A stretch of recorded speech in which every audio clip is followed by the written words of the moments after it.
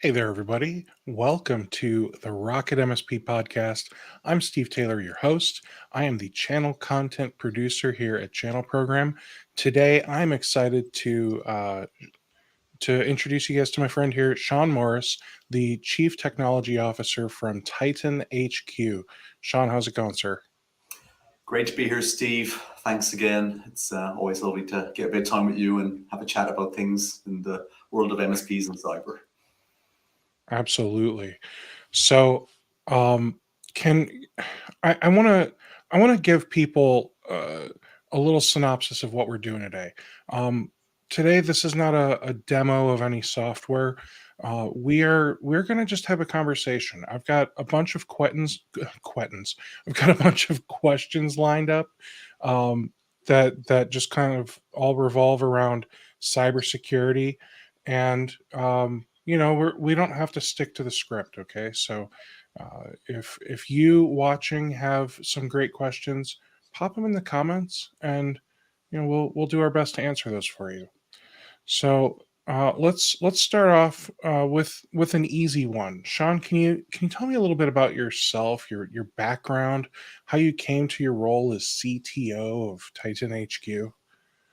Sure, Steve. It's pretty boring, I think, but I'll give you the shortened version, right? So I guess 30 plus years technology veteran at this stage. The As I often think, maybe it's lucky I started working young at this point, given I'm so long at it. Worked across a lot of different industries over that journey, just like everybody else. Came out of college, started to learn the trade. Uh, Initially in the telco space, like a lot of people did in the early 90s. It was a popular spot to begin your career. Branched out from there into systems integration and consulting, which was a great training ground, as kind of I broadened out into more mainstream general software development and technology stuff. Then I found myself in financial services through a kind of a twist of fate.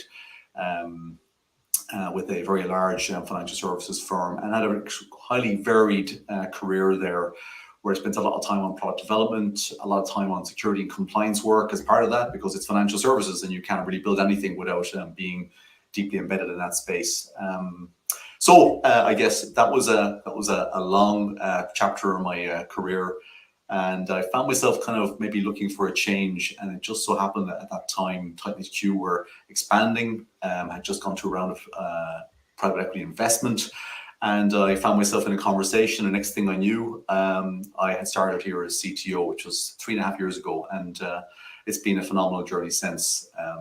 Really, just a wonderful company to work for, and really love the culture. That is so cool. I love that journey for you, man.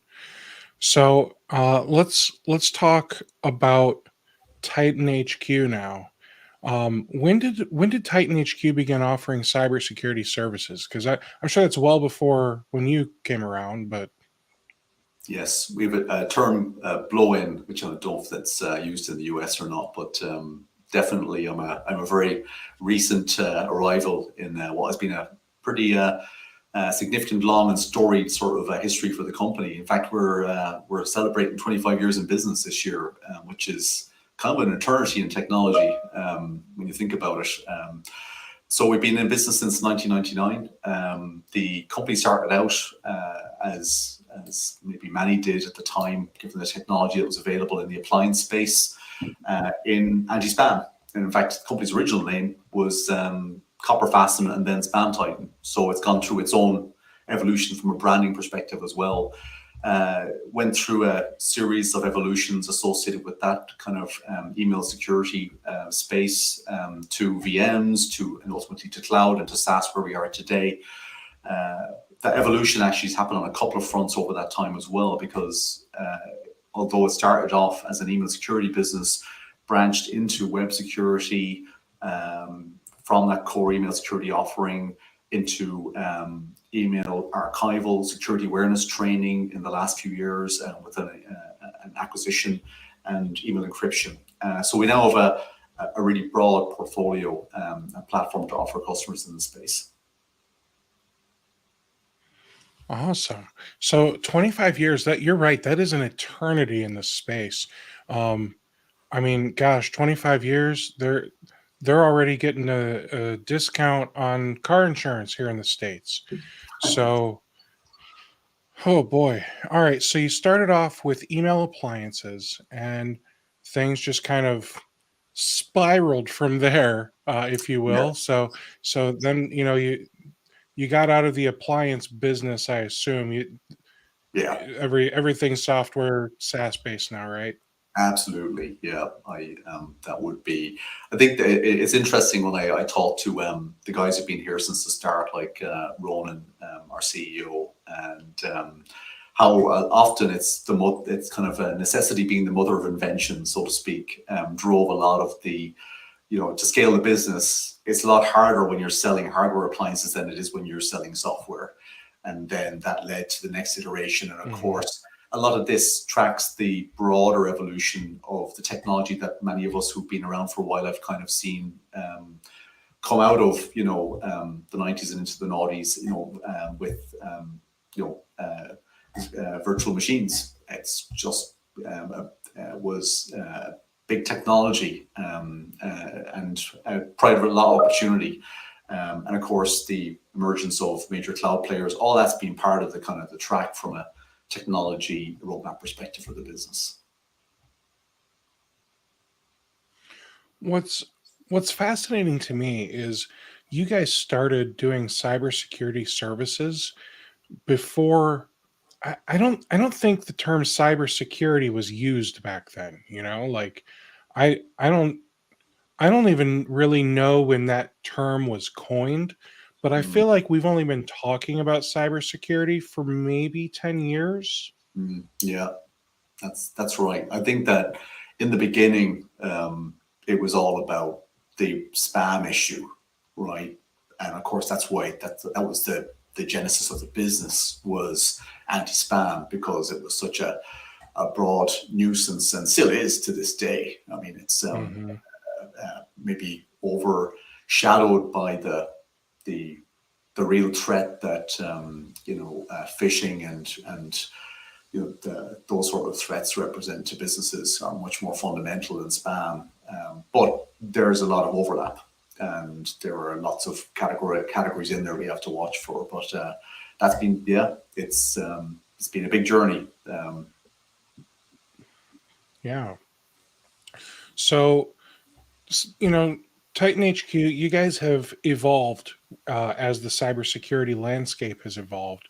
So, you started with Spam Titan, and then I don't know the order, but you added Arc Titan, Safe Titan, Fish Titan, probably some other things I'm forgetting. I'm sorry. Titan, you're doing good Which though. one?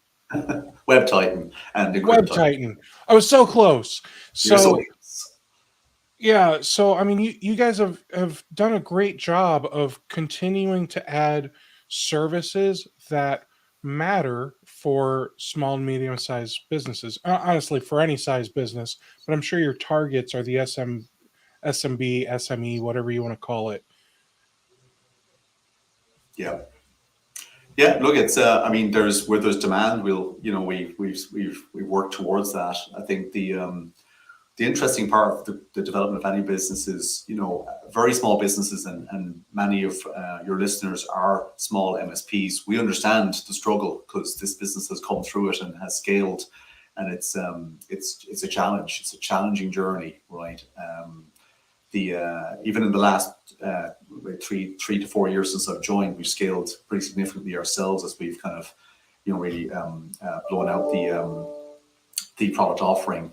The I would say that the part of that challenge, though, is striking a balance between, we know we've got to do things that the market needs, and then as we kind of mature, we're like looking at it and saying, okay, now how do we sort of branch into bringing this stuff together, and coming up and being more of an innovator in the industry. I think that's the journey we're embarking on now.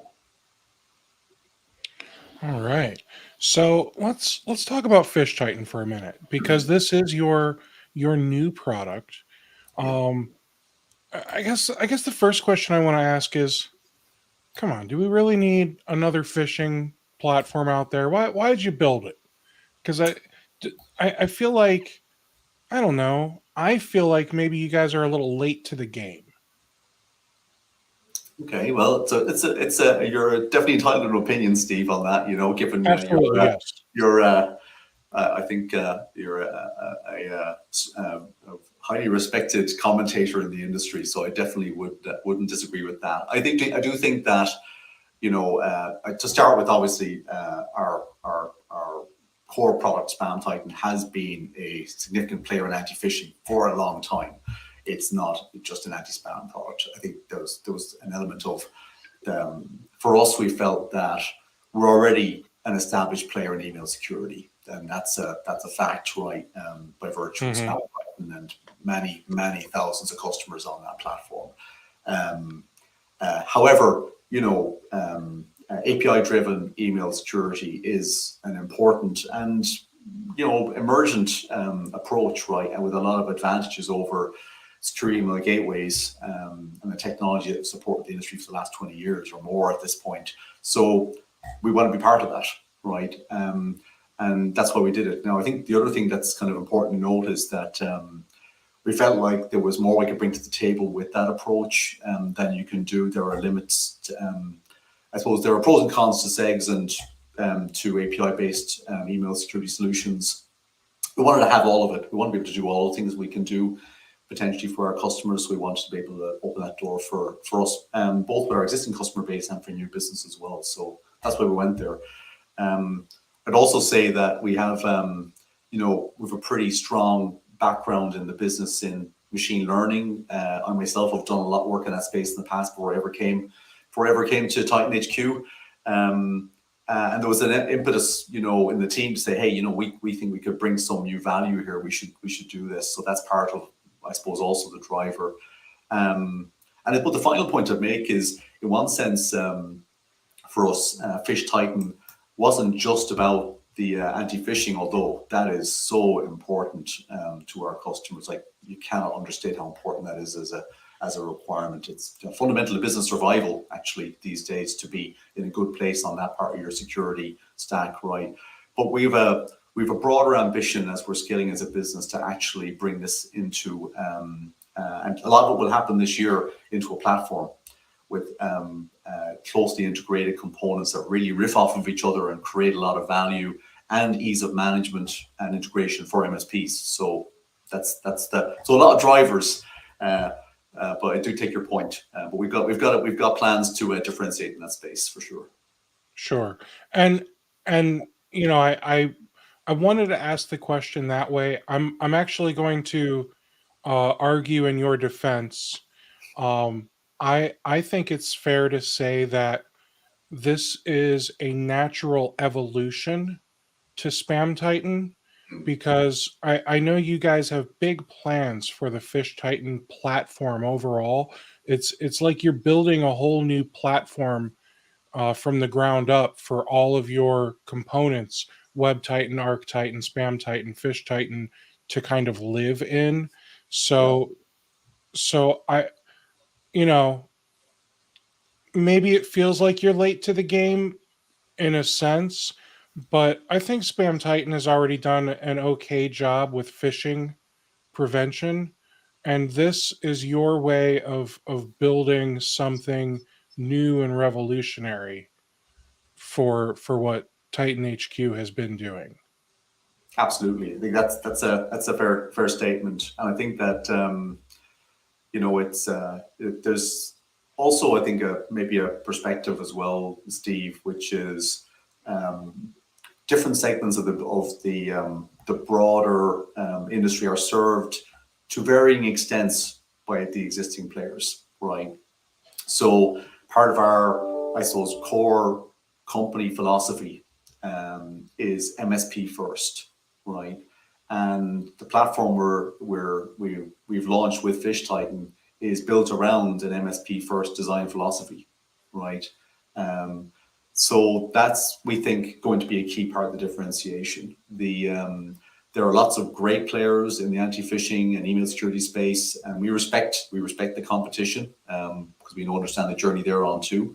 But many of them are focused on enterprise and not MSP. And MSPs have really fed back to us that they can tell when they're dealing with someone who's thinking about the enterprise and not the MSP, because the MSP problems don't really resonate with them, right? And that's an opportunity. It's a problem for MSPs to be dealing with a vendor who doesn't understand their challenges and what works for them and their drive for efficiency and how to be profitable as a small and scaling business in that area with, their own set of very demanding customers and the channel, right? We very much understand that, and we see it as core to our go-to-market to make that work well for our partners. Now, I want to touch on something, and this can be a very simple. Oh, we have that now. Fish Titan lacks automated remediation, or at least it did when I tested it out a couple months ago. And I'd say that's a feature that some MSPs might consider crucial. Can you elaborate on the reasoning behind this more reactive feeling phishing prevention tool? Well, it is actually launching this week, so the feature will be out in front of people before the end of the week. All our existing customers will get it just straight away as part of the launch, along with a bunch of other new features that are being delivered this week as well. So, but I think to be fair, we're trying to strike a balance between delivering value fast, but also being thoughtful in making certain that when we develop features that we actually get the feature right. And it would seem at first blush that might not be such a big deal, but to get to simplicity and ease of use actually requires a lot of hard work on the design front to make certain it's going to be robust, it's going to be really easy to use, really easy for an MSP to deploy. We put a lot of thought from a platform perspective into just good thinking about how inheritance of settings that MSPs will select will occur across their customer base, and good ways that are logical for the MSP to actually manage that. So it was things like that. We didn't want to rush it out. We knew it was going to be easy to do in one sense, but we wanted to get that part of it right. Got it.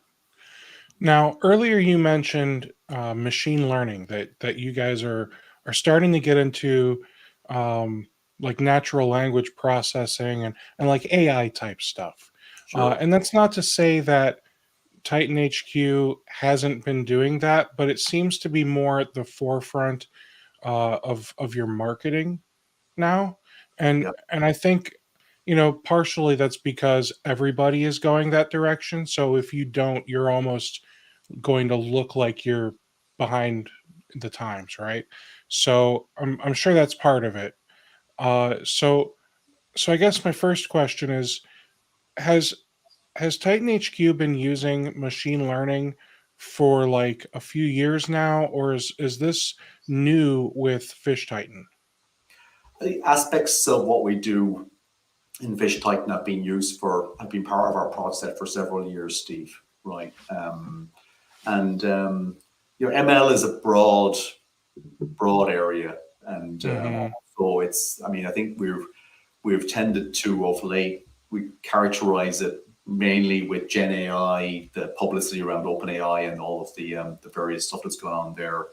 Large language models, that's the dominant thing that's in people's minds now, because frankly that's all come to the fore in the public eye in the last year and a half. The actual technologies behind that have been around for quite a while. I mean, it's ultimately neural networks, and at greater scale, and with open source and with a variety of other, I suppose, twists that have somewhat democratized how that's available to a broader audience, right? I would also say that so we've aspects of that we've been deploying for years now.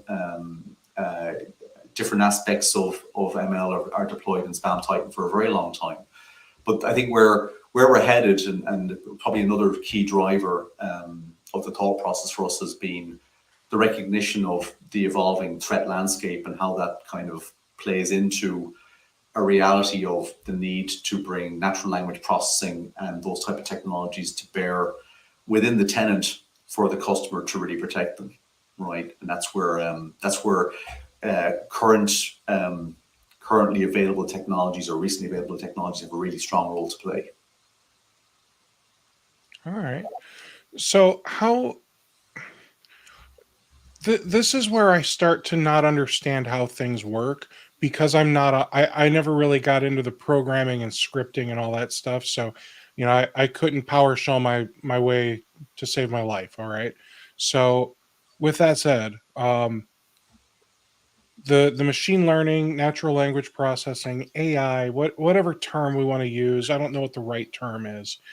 How does it like adapt to tactics used by the more sophisticated attackers? Because there's the guys who just kind of spray out the chase bank, let's see what kind Sure. of sucker we can get to click on something. But then there's the more sophisticated attacks where I got an email the other day to my MSP email that I still have.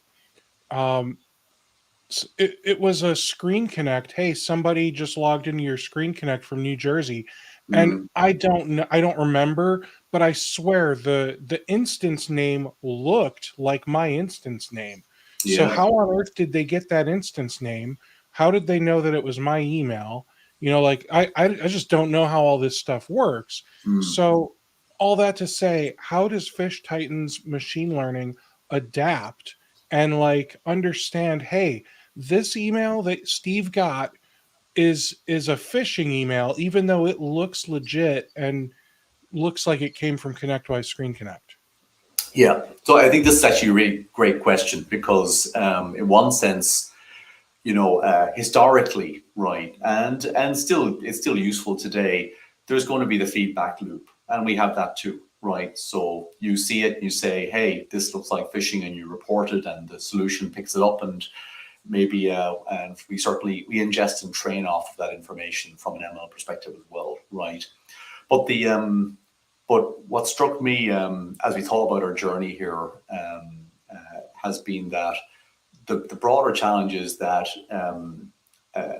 there is so much nuance and variation in how phishing occurs that anything that isn't inherently, I suppose, adaptive. And adaptive is kind of a funny word to use in this context because, and it depends a little bit on your understanding of, what does Gen AI really mean, and what sort of capabilities does it really bring to the table, right? So, and it's probably worth 30 seconds on what is that anyway. So, so with the launch of the OpenAI ChatGPT stuff that's kind of come out in the last maybe year and a half nearly at this stage, it's kind of late 22 when that kind of broke cover and started to get a lot of news coverage. Really, those technologies have been around for a while, and essentially what they are really, really heavily trained, really large scale neural networks, right? So, you might not look to that stuff either. It's nothing to do with scripting, that's for sure, right? It's a whole other animal. But neural networks are just layers of neurons that talk to each other. We've got them in our heads too, and essentially you can train them, right? What we've seen Mm-hmm. happen recently, and I think it's tied a lot to companies like Nvidia and AMD bringing a lot of GPU type compute availability into the market, which so all of a sudden you can actually do this sort of training at scale that was just compute limited before now. And you get large language models that have been trained with tens or hundreds of billions of parameters, right? So they're no longer simple rule systems anymore. And you'll have seen commentary on them hallucinating and reacting. And there was a kind of a storyline going on there about 4 or 5 months ago about how ChatGPT was behaving odd and seemed to be kind of getting lazy and not answering the questions that people were asking it right. Because it's such an incredibly complex thing now that it defies normal management. But you can train them, and we do train our one, right? But in one sense, because it's has so much prior investment in training, it automatically is looking at what's presented to it in the light of a critical human-like eye, an unjaundiced eye, to say, well, should I be suspicious of this email? What are the things that we look for? And when we use that technology, we prompt for things for it to think about. So we ask it the question and say, so, do you think there's a sense of urgency in this email? Which is a very, you can't really build a rule around that. You have to have a technology that allows you to essentially understand the sentiment of the email, right? Is there urgency? Is there a threat? Is there fear? Is there a potential to incite greed? There's all of these things that are really hard to do rule-based, but a lot easier to do with this technology, right? So there's, in essence, an adaptive aspect to it that's built into the way that large language models work. And we're totally leveraging that in our solution. So I want to talk about Safe Titan for a little bit, but before we do that, I want to talk about some uh, broader cybersecurity stuff because Sure. we're coming up to the 30-minute mark, and I want to make sure we can tackle some of this stuff here. So I want to start with a little geography lesson. Um, TitanHQ is based in Ireland. That's why for 60% of the people watching this, Sean sounds funny. Uh, but that's just the way they sound in Ireland. And let's be honest, that's proper English anyway. So now, you're in Ireland, which is not to be confused with Northern Ireland, which Northern Ireland is part of the UK, correct? Yes. Okay. So you're in Ireland proper. And that means you are not part of the UK, but you are part of the EU, the Correct. European Union. Yep. So that means you're bound by regulations that are in the EU, which includes things like GDPR. Mm-hmm. Um, can you comment how GDPR regulations might translate to American standards that we're used to, like HIPAA, PCI DSS, SOX, SOC 2, etc.? Yeah, absolutely. Again, we could spend hours on that one, but I'll give you a little Sure. bit of how I think about it, right? Because I think it is important. I mean, certainly there is some overlap in these things, but they're actually quite fundamentally different regulations and have quite different scope. And that's kind of a key thing to think about with all of these regulations: is what's the scope that's intended with the regulation. And some of that is geography. So obviously GDPR has an EU scope, but a global application, right? So it's not exclusively a European only standard. It kind of applies to any data processing entity in the EU. And there are lots of global multinationals that do that in the EU and are therefore kind of under those controls. I think that when you think about scope of GDPR, and it's kind of just to put a basis on this, it includes pretty much anything you can think of as data from a person's perspective. So things like your employment data, social media, health, financial, you name it, it all ultimately falls under GDPR. So you think about HIPAA, from a health perspective, it really only focuses on protected health information, right? And in a Mhm. US context, right? So it's much less broad than GDPR. There are similarities, actually, perhaps, in a lot of respects between HIPAA and GDPR, particularly when it comes to penalties, right? So Hmm. there's no penalties for PCI DSS explicitly spelled out anywhere, because it's all about card and I suppose card processing data. So it's extremely narrow scope, right? Whereas HIPAA, we all know what health data is. We know how sensitive that is, but it is very specific to that and to the health data of the individual. But so I think the penalties are actually quite interesting to talk about for a minute, because GDPR penalties are really punitive, right? You don't want to get on the wrong side of this thing. Up to 20 million euros, or 4% of global turnover, is the limit for a fine, right? And that's an ouch for any business, right? If you're running into that. I mean, HIPAA, I would say it's no slouch on the penalties front, but like it's $50,000 per infraction and up to $1.5 million annual limit, which is, obviously bad too. But I think even at the reporting level, there's some interesting differences, because a GDPR breach, you've literally got up to 72 hours to report it to the appropriate authority in the country of operation in the EU. So that's a short time, right? HIPAA is 60 days, up to 60 days to report an infraction, right? So, but ultimately, to bring it back down to brass tacks, it comes down to scope, right? GDPR, virtually any data associated with an individual is in scope. HIPAA, health data, PCI, DSS, it's really all about the card processing data. And then actually, you could throw in things like California Privacy Act, and if there's a slew of those now that have been enacted across the US, they tend to focus on consumer data and the rights that certain companies might exercise around our data when we interact with, websites to do certain things, and or social media or other aspects. So there's very different scopes to each of those legislations. Thank you. That's very thorough. So basically, what I'm hearing is GDPR is like more encompassing, and it's basically the EU's way of saying, you know what? Yeah, we need something like HIPAA. We need something like PCI DSS. We need something like this, like that these other countries have. Let's just make one big standard for data protection, right? That's it. You could definitely look at it that way. Yeah. Now,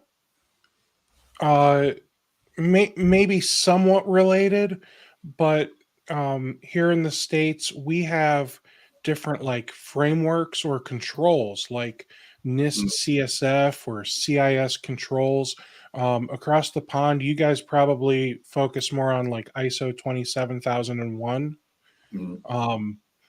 And I'm sure we can do that here, especially like international corporations. They probably focus more on ISO 27001 versus NIST or CIS, or maybe they have a combination if it's an international organization that also does government contract work. Like so there's so many so many different ways a CTO can approach the cybersecurity framework that they want to follow. But really, can you just kind of remind us what is the purpose of a framework or a set of controls?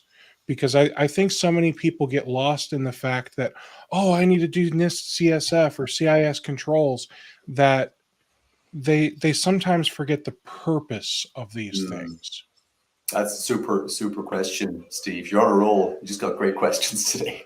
But I think they're super important to think about. And the way I think about, and there's a bit of a spectrum of things here as well. But take CIS. CIS is a wonderful framework in that it really specifies things you should do to secure your business, right? And it has like something like 20 categories of things that you should do, and you can kind of take 18. Each one and say 18. All right, I thought it was 20. Anyway, I think V7 was 20, and they dropped it down to 18 with version 8. All right. Okay. So you can use those to guide your activity in your business to actually say, okay, well, how am I doing on this category? What am I doing with that? It's almost like it's a list and in the simplest way to state it, it's a list of things for you to think about and areas to cover in terms of your business and its security, right? So I think it's a great framework, and particularly good for smaller to medium businesses who are getting to grips with this whole cybersecurity challenge, right? The NIST thing is actually quite different in its approach, which is it outlines a life cycle, right? Which is, and that's an important concept in its own right, which is there is no one and done with security. It is an ongoing operational, critical operational task for a business to stay on top of, right? Things are always going to, get worse unless you're making them better. That's just the nature of business. So security is exactly the same. And I think what NIST have done is, instantiated, here's a way to think about the life cycle and the cycle of events. And it includes the worst case scenarios, responding to, a serious or maybe less serious cyber event in your business, and making that part of a learning circle, a virtuous circle from a cybersecurity perspective. So they're very different, but they both add value. I'd say it's one of those cases of actually you could do both and you would get perhaps the best outcome. Does that help, I suppose, answer the question as you were thinking about it? Yeah, I do. And there is one thing I want to add for those of you MSPs who you've been thinking, yeah, I know I need to do something, pick a framework and start deploying it, but maybe you've got decision paralysis. Maybe it will help you to know that CIS controls actually has like documentation that basically says like Microsoft 365, go through and change all of these settings. Like it it almost goes short of giving you step-by-step instructions for how to do it, but it's at least telling you what you need to do. Like all administrators need to have 2FA. I don't think it tells you, click this button, click this button, click this button, but it's like walking you through very very specifically, like you need to enable these settings in Microsoft 365 in order to be part of implementation group 1, 2, or 3. Yeah. So if you can't decide, maybe CIS controls is for you because they I don't know that I want to say dumb it down, but they make it very clear like here are the settings you should change for Microsoft 365, Windows, Mac OS, iOS, all the major things that people use.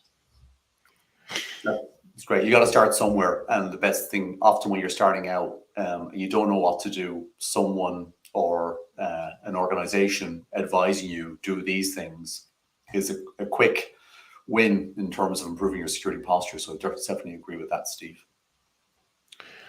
Now, there's a philosophy that's been buzzing around for a few years. It's called zero trust, and it's really starting to gain traction. You'll see platforms like ThreatLocker, and I think there are a few others. Auto Elevate, I think, is one. And I'm sorry, I'm not trying to diss any of the companies I'm not naming, but those are the two that just pop in my head. Like those are ways to do zero trust when it comes to applications running on a computer. I saw, and I would name the name, but I can't remember which vendor. I saw recently that there's an email cybersecurity email vendor for MSPs that's now doing like zero trust email filtering. Mm. And that seems really cool. I'm not sure if it's gimmicky. I have no idea if it works or anything. I don't know if it's good. Okay, this is just me saying I've seen it. So zero trust is starting to like leak into other areas of cybersecurity, and I'm finding it really interesting. Um, have you looked into zero trust at all within the organization? So not necessarily for your platform that you're selling to people, but for within TitanHQ, are you doing any type of zero trust controls? Definitely. I mean, it's in one sense the there's probably two ways you could take this one, Steve. There's certainly our how to put it. There's a series of best practices that any company essentially can follow to embrace a zero trust philosophy in terms of how they set up network applications, access rights. There's a list of things, the things that people commonly associate with your security posture anyway, and how you think about how you set them up. So that's just doing the job well as we see it. But I think that your point about the emergence of zero trust as a thing, as a philosophy, is interesting in its own right, because actually the basis of that has been around for a while, right? So if any of your listeners have ever lived in the enterprise in a big company, they'll have probably come across terms like privilege access management and principle of least privilege and things like that, which are are philosophies that are precursors to zero trust, but have been around for a long time, and really are backed into the whole idea that you shouldn't have access to something that you don't need access to, right? Mm-hmm. So that then translates for a normal small business to say, well, I don't want everyone to have admin privileges. In fact, I want to have as few people as possible to have admin privileges on any device they have, because frankly, that just reduces my threat, my attack surface, right? And the threat to the organization. Might cause inconvenience to people at times if they want to install something, but that's an important bit of friction you want to inject, where it might actually be something that saves you from a nasty issue later on. But ultimately, zero trust is just about applying kind of a rigorous approach to security that assumes that every entity, no entity actually has trust, right? So whether you're in the network, out of the network, nothing's trusted, right? And it takes those foundational ideas that I mentioned around privilege access management and so on, and just make certain that every resource, you're constantly re-authenticating whatever it is, APIs, individual users, applications, all of that. And then of course the other thing is that's a key, I suppose I would say, from a network perspective, like much more segmentation of networks is another key pillar of zero trust. So it isn't like we've got the LAN or whatever, though I kind of think LANs are sort of a bit of a passe thing as we've moved into the SaaS world these days. But that you're actually, as you segment, you micro segment, so that in reality you've got much smaller areas where in reality, if something were to go wrong, the trust area is quite small, right? So those are sort of the things that kind of underpin that. All right. So that's a wonderful explanation on how you guys are approaching zero trust within TitanHQ. Have you put any thought into implementing zero trust into the platform? Yeah. So I mean, the things like 2FA are kind of fundamental, or MFA. I Sure. think there's we're about to bring SAML-based single sign-on into the platform as well. So tying into trust established through your Microsoft environment is kind of also part of that. I think, to be honest, that and I was kind of intrigued by your comment about a zero trust email security solution, insofar as that to me it seems like no email is to be trusted. Now there is an element of allowing certain specific emails through because of specific integrations or requirements of the business, and there is that aspect. And I think every email security provider has to deal with that. But by the same token, our kind of perspective is all emails are high risk until proven otherwise, right? And need to be kind of taken on that basis. I would maybe an example of how zero trust is, from our perspective, moved into the email security space is through using API-based email security solutions, because a seg almost assumes, in a kind of a roundabout sort of way, that an email that's sent between two people within an organization is just automatically okay and to be trusted. But in reality, we all know now that business email compromises an enormous attack vector for businesses these days. In fact, I think we saw Microsoft themselves suffer business email compromise attacks in the last few months. They reported in their SEC filings at the start of the year. So everyone's at risk from business email compromise, and it occurs it really occurs inside the business more so than outside in. Social engineering can certainly occur outside in, but if someone's already compromised an email account inside the business, that's where zero trust really starts to make an impact, right? So by looking at traffic within the tenant, looking closely at patterns of behavior, patterns of language in that, and are they different, and alerting users to things that happen differently there, you have an opportunity to bring it zero trust to bear inside the email security environment. Well, I can't wait to see what happens with zero trust email security in the next 18 to 24 months. Just because I think, one vendor has done it. So now, a few other vendors are going to do it, and then suddenly every vendor's doing it. So Yeah. I'm excited to see what you guys come up with. I hope it's not just a bandwagon, Steve. I think that's obviously not to cast aspersions on our marketing buddies, but there is that aspect to consider. But certainly, I think that the principles are there, and how we talk about it is also important. And I don't mean from the marketing perspective. I mean actually build. So that email company, they built it in where basically, if somebody emails you and you've never approved them, they're automatically junked. So it's basically like whitelist only for email, which is probably, from my perspective, it's probably really secure. If you don't get any emails, you're not going to get phished. Mm.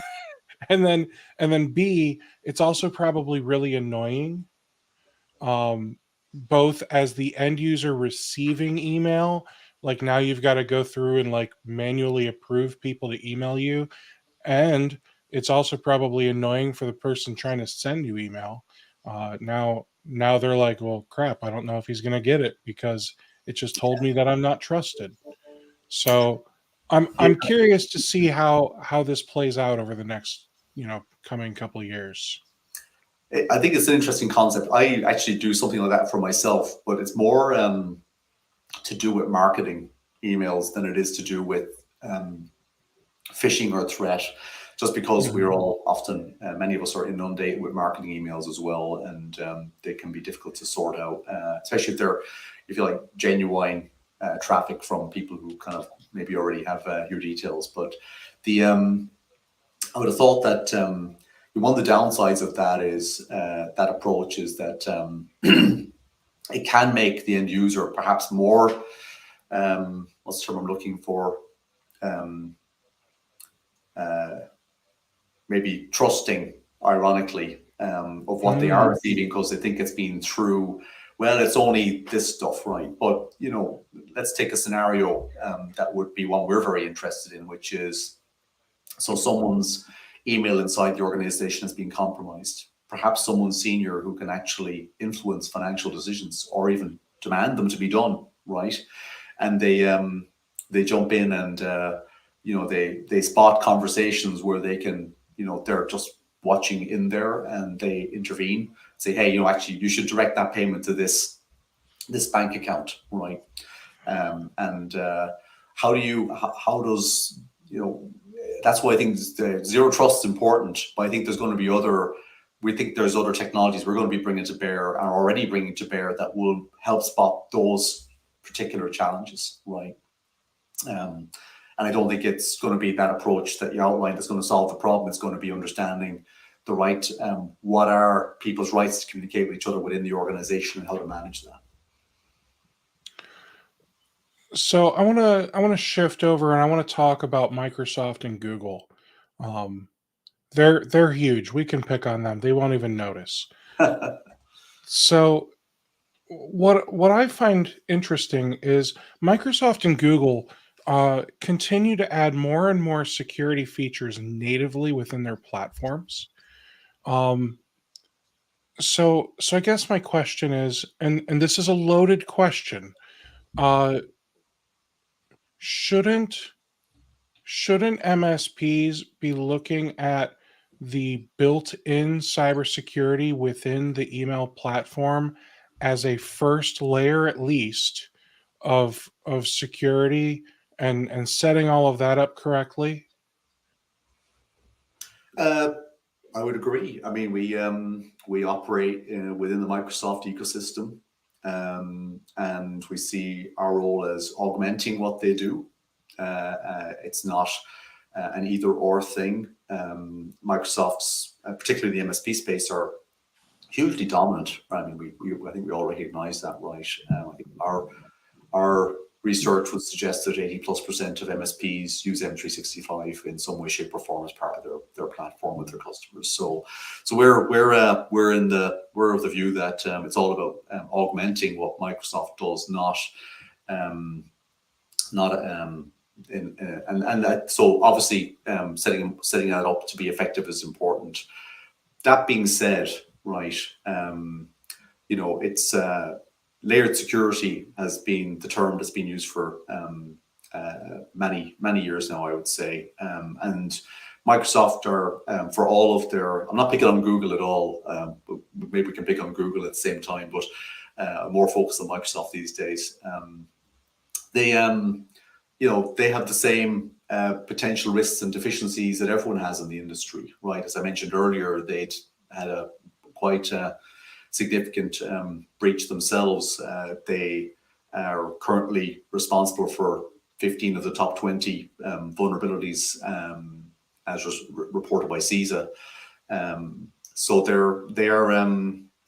they bring so much value. I think there's so much goodness in what Microsoft has done, but at the same time, there is also a lot of attack surface there too, right, to be exploited. So the risk of putting all your eggs in the one basket is just that. Now, there's other commercial aspects, I'm sure, that MSPs are highly aware of. Certainly the ones we speak to about this regularly would say that there's an aspect of the cost of Microsoft's licenses, and we take a pretty close look at the efficacy of our product versus Microsoft and versus different licensing levels, which is kind of interesting to think about. So if you take E5, which is their top licensing level, and I'm sure people know how expensive it is. It's pretty expensive per seat, right?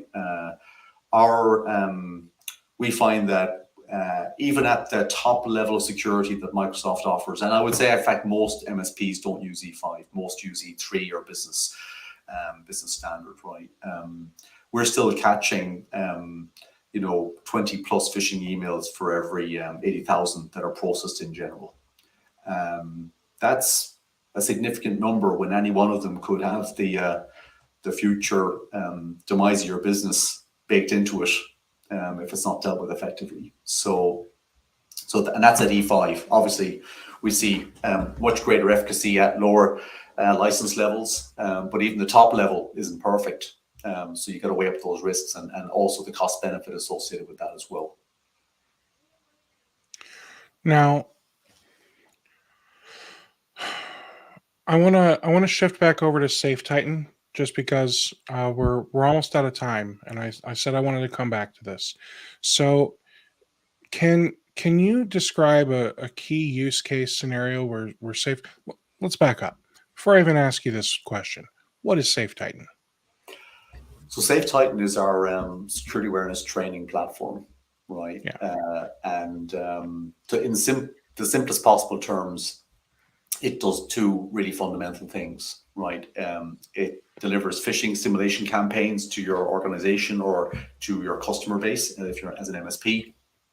And I think we all understand the value of that, but just to articulate it a bit more, the best way to create, one of the best ways to create awareness in the user base, in the human security layer, the human layer of security, so to speak, is to test them and to send them things that are very fish-like, maybe even very close to the exact same thing they would have received, and see if they can spot it. And it gives you a sense of who are the risks, excuse me, are not in your organization. The other key part of that process, of course, is training, and security awareness training in its own right is very important. There are a myriad things that ultimately need to happen at the end user level. I won't even list them all out. I think everyone just knows what that is. But those things have to be trained on a regular basis. We're creatures of habit. We tend to lapse on the things that are important, unless we're encouraged regularly to do the right thing. And the training process is important. In fact, it's now, frankly, a compliance requirement for every organization to do these things anyway. But that's what Safe Titan does. So I've had conversations with MSPs where some of them feel like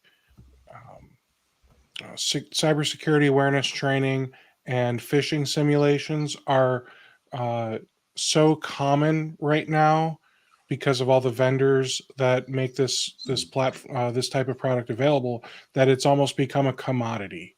So you don't have to argue whether or not it's a commodity, but maybe can you just describe a scenario where Safe Titan provides a clear advantage for MSPs over other platforms?